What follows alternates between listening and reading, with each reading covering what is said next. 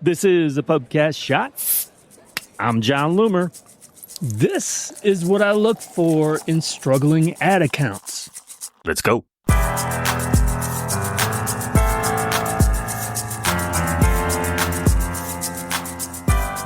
I've seen a whole lot of ad accounts over the years. It's usually because an account is struggling and a brand or agency is looking for solutions. While the causes for problems have evolved over the years, there are very common themes now.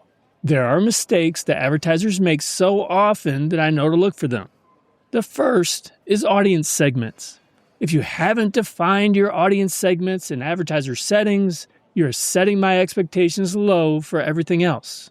This isn't a new feature anymore. To not have it defined means that you either don't know about it, don't know how to define them, or aren't sure what to do with them. And because you don't have that information, it impacts the actionable data you have available, even if you've defined them. Advertisers often define them incorrectly or incompletely. Ultimately, the failure to properly define audience segments is a bad reflection on the agency that is responsible for the account.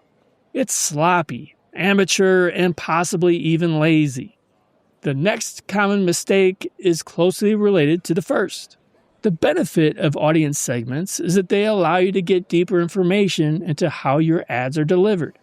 When running sales campaigns, you can run breakdowns by audience segments to see how your budget and results are distributed. So even when using algorithmic targeting, you can see how budget is distributed by engaged audience, existing customers, and new audience. When audience segments are defined fully and accurately and these breakdowns are used, you know that remarketing happens naturally. When you don't, you assume that remarketing is necessary. You think that Meta doesn't value these people the way that you do, and targeting needs to be isolated to these groups. When you lean heavily into remarketing, it shows a misunderstanding of how your budget is distributed naturally. Remarketing is prioritized because Meta knows these people are most likely to convert. And when you lean heavily into remarketing, you miss opportunities to reach a broader audience. Remarketing may provide results, but they're misleading, often inflated, and lack incrementality. And that leads me to the third mistake I often see. An agency that is mismanaging an account is obsessed with surface-level conversion results. Whether this is because those results look impressive on the surface and they want to make the client happy, or they simply don't know better, it's a bad look. An experienced advertiser will value getting the most meaningful conversion results, and that starts with understanding the results you're currently getting. So they use the breakdown by attribution setting to see how results are distributed between click, view, and engage through conversions. You should want a heavy concentration on click-through and even one-day click. While you don't need to completely discard the view-through and engage-through results, you also don't want them making up a large percentage of conversions. And if that happens, it's usually because you're remarketing. You should also use the breakdown by conversion count to get a sense of how many unique customers are performing conversions. You may have 100 conversions, but they may be performed by 80 customers. This can be understood by isolating the first conversions. And a knowledgeable advertiser will use compare attribution settings to view results beyond how the ad set was optimized. This could mean uncovering 28-day click conversions or viewing how many Meta believes are incremental. A fourth common mistake I see is restricting by demographic groups and placements. Now, if you're selling an age-restricted product, that's one thing. You should restrict by age. But the mistake I see is that an advertiser will visualize who the ideal customer is by age and gender, and they'll restrict by, say, men aged 25 to 44.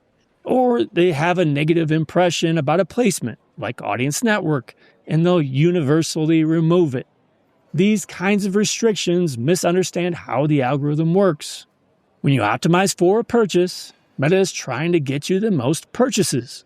If people outside of a certain gender or age group aren't converting, Meta will distribute budget accordingly. If audience network doesn't lead to conversions, you're unlikely to see much, if any, spend there. Now, the problem's going to happen when you have information that Meta doesn't. Women buy, but they have a lower customer lifetime value. Or people age 65 and up subscribe, but they're low-quality leads. Or you get lots of clicks from Audience Network when optimizing for link clicks or landing page views, but they're low quality.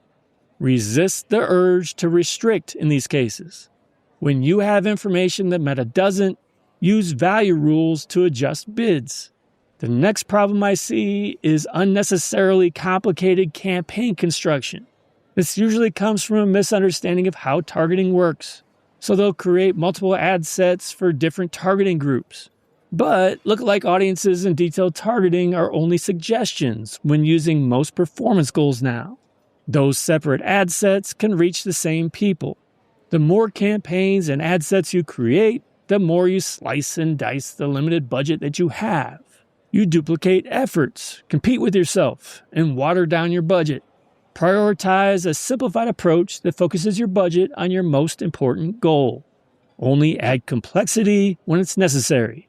So here's the bottom of the glass. When I hear from an agency that's struggling to get good results, there are some common things I look for. Do they define their audience segments? Do they lean heavily into remarketing? Do they have misleading or inflated results? Do they restrict by demographics or placements unnecessarily? And do they create complexity that waters down their budget? These are just 5 of the most common mistakes that I see. Read about all 7 common meta ads mistakes agencies make at johnloomer.com/mistakes. Before we go, I have a request.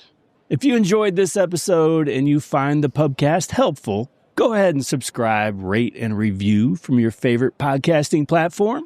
Subscribe so you won't miss when a new episode drops. Rate and review so that others can find me too. Because if you want to be sure that I keep recording these episodes into the future, I need this show to grow. Thanks so much for your support. Until next time, do awesome things. I'm out.